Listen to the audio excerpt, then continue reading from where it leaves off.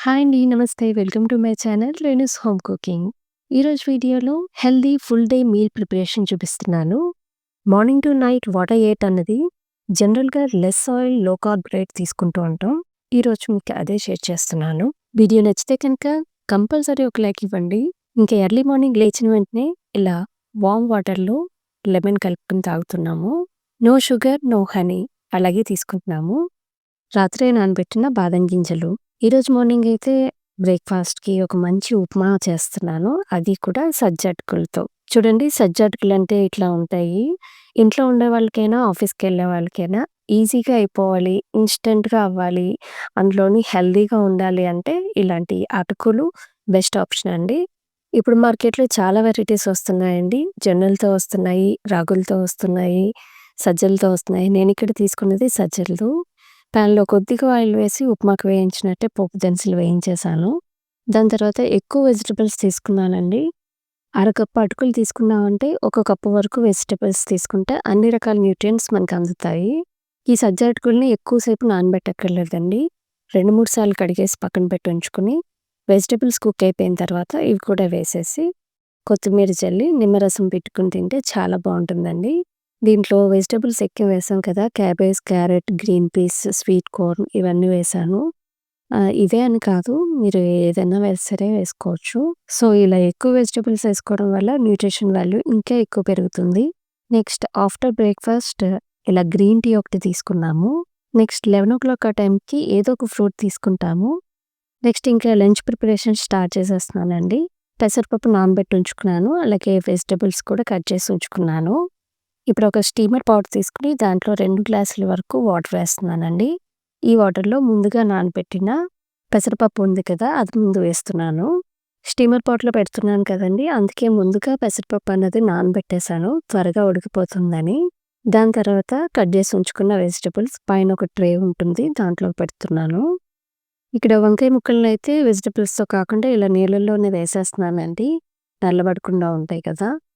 నేనిక్కడ ముందుగా ఉప్పు అది ఏమీ వేయట్లేదండి. నెక్స్ట్ తర్వాత ప్రాసెస్‌లో వేస్తాను. వెజిటబుల్స్ అన్నీ కూడా ఇలా సర్దేసి దీనిపైన ఒక స్టీమర్ ప్లేట్ పెట్టి దాంట్లో బ్రోకలీ, గ్రీన్ పీస్ తీసుకున్నానండి. ఈ 2 కూడా సలాడ్ కోసమని తీసుకున్నాను. ఇంతకీ నేనేం చేస్తున్నానన్నది చెప్పలేదు కదా! పెసరపప్పుతో పప్పుచారు చేస్తున్నానండి. దానికోసం మామిడికాయ గుజ్జు తీసుకుంటున్నాను. చూడండి వెజిటబుల్స్ అన్నీ కూడా బాగా స్టీమ్ అయ్యాయి. కుక్ అయిపోయినాయి.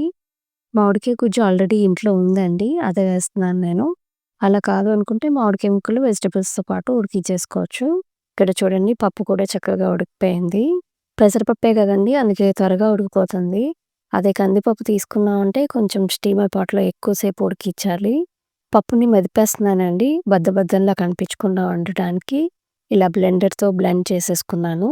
పప్పు గుత్తితోనే మెదిపేసుకోవచ్చు. దీని తర్వాత మామిడికాయ గుజ్జు కూడా ఇందులో వేసేసి, కొద్దిగా వాటర్ వేసి, ఉప్పు, పసుపు వేసేసి, 4 పచ్చిమిరపకాయ చిటికెలు, తర్వాత మీ రుచికి సరిపడా కారం వేసి, ఒక్క 5 నిమిషాలు మరిగించుకుంటే సరిపోతుందండి. టేస్టీగా మామిడికాయ పప్పుచారు రెడీ అయిపోతుంది. ఇది మరిగేలోపు సలాడ్ ప్రిపేర్ చేసేస్తున్నాను. దీనికోసం ముందుగా కీరా ముక్కలు కట్ చేసి ఉంచుకున్నానండి. అది వేసుకున్నాను. తర్వాత బ్రోకలీ, గ్రీన్ పీస్ ఉడికించి ఉంచుకున్నాను కదా! స్టీమ్ చేసి అవి ఇందులో డైరెక్ట్‌గా వేసేసుకొని దీని తర్వాత దీంట్లోకి పుదీనా, టమాటా చట్నీ వేస్తున్నానండి. సలాడ్ డ్రెస్సింగ్ అంటే ఇదే చేసుకోవాలని లేదు. ఎలాగైనా చేసుకోవచ్చు. మనం తినాలే కానీ, ఎక్కువ నేను ఫ్రెష్ చట్నీస్ వేస్తూ ఉంటానండి. ఈరోజు వేసింది టమాటా, పుదీనా చట్నీ కదా! టమాటాలు, పుదీనా, కొద్దిగా వేయించిన పల్లీలు వేసి గ్రైండ్ చేసేసుకున్నాను. ఇప్పుడు ఈ టమాటా, పుదీనా చట్నీని సలాడ్‌లో వేసి బాగా కలుపుకోవాలి. కలుపుకున్న తర్వాత నిమ్మరసం అయితే పిండుతున్నాను. నిమ్మరసం కొద్దిగానే వేసుకోండి. మరీ ఎక్కువైపోతే పులుపైపోయి అస్సలు తినలేము. ఇది సలాడ్ రెసిపీ మీరు ఏ వెజిటబుల్స్ అయినా వేసుకొని చేసుకోవచ్చు. నేనైతే ఇక్కడ కొన్నే వేశాను. ఇలా నిమ్మరసంతో పాటు అన్నీ మిక్స్ అయ్యేటట్టు మిక్స్ చేసేసుకొని సర్వ్ చేసేసుకోవడమే. దీని తర్వాత పప్పుచారులోకైతే తాలింపు పెట్టానండి. ఈ తాలింపంతటిని కూడా ఇందులో కలిపేసి కొత్తిమీరతో గార్నిష్ చేసుకొని దించేసుకోవడమే.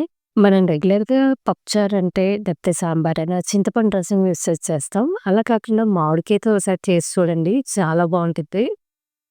ఇంకా పప్పుచారు అయితే రెడీ అయిపోయింది కదా! దీని తర్వాత బ్రౌన్ రైస్ ఉడికించాను. బ్రౌన్ రైస్ కూడా ముందుగా నానబెట్టేసుకుంటానండి. లేకపోతే అంత త్వరగా ఉడకదు. కుక్కర్‌లో ఏం పెట్టనండి. నార్మల్‌గానే ఉడికిస్తాను. మొత్తానికి ఈరోజు లంచ్ ప్లేట్ అయితే ఇదండి. ఇలా తీసుకున్నాము. ఈ కర్రీ ఏంటంటే క్యాప్సికమ్ కర్రీ. మార్నింగ్ నేను చేశాను. ఈవినింగ్ అయితే ఇంకా బయటికెళ్ళామండి. ఇంకా ఫ్రూట్స్ ఒకటి తీసుకున్నాము. ఇంకా నైట్ డిన్నర్‌కైతే jowar roti with same curries. Okay అండి. బాయ్. నెక్స్ట్ వీడియోలో మళ్ళీ కలుస్తాను.